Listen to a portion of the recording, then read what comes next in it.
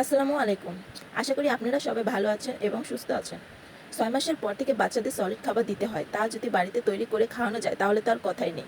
তাই আমি দেখাবো চালের সুজি বা সিরিয়ালস কীভাবে বানাতে হয়। ভিডিওটি দেখার আগে আমার চ্যানেলটি লাইক, কমেন্ট, সাবস্ক্রাইব করে দিবেন প্লিজ। তো প্রথমে নিয়ে নিচ্ছি আমল চাল। আপনারা চাইলে রেগুলার ভাতের চালও নিতে পারেন। তবে পোলার চাল নেবেন না। এতে বাচ্চাদের গ্যাস, কোষ্ঠকাঠিন্যের সমস্যা হতে পারে। এখন চালগুলো ভালো করে ধুতে হবে এবং সাদা পানি বের করে নেবেন। এখন এই পানির ভিতরে 40 মিনিট ভিজিয়ে রাখবেন।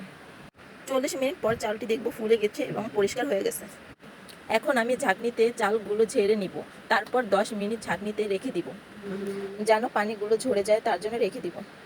এখন আমি একটি কাপড় বিছিয়ে নিব এবং চালগুলো ওই কাপড়ে ছড়িয়ে দিব, যেন ভালো করে শুকিয়ে যায় এবং ফ্যানের বাতাসে শুকাতে হবে। আপনারা চাইলে রোদেও শুকাতে পারেন, কিন্তু ধুলাবালি থেকে সাবধানে রাখতে হবে, পোকামাকড় থেকে সাবধানে রাখতে হবে।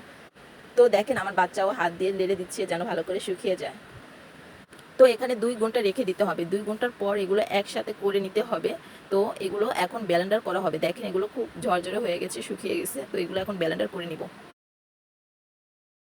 এগুলো শুকিয়ে গেছে, তা তো আপনারা দেখতেই পাচ্ছেন। তো খুব পরিষ্কার দেখা যাচ্ছে, দেখেন আপনারা তো দেখতেই পাচ্ছেন।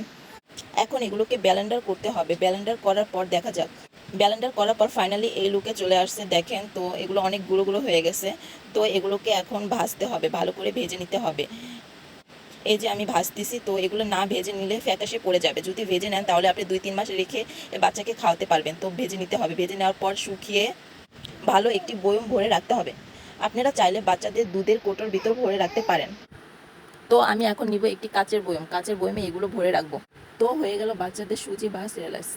আমি পরের ভিডিওতে দেখিয়ে দেবো বাচ্চাদের সুজি কিভাবে বানাতে হয়। তো হয়ে গেল আমার হাতের তৈরি সুজি বা সিরিয়ালস। এগুলো আমি 1 মাস রেখে রেখে আমার বাচ্চাকে খাওয়াবো। তো সবাইকে অনেক ধন্যবাদ।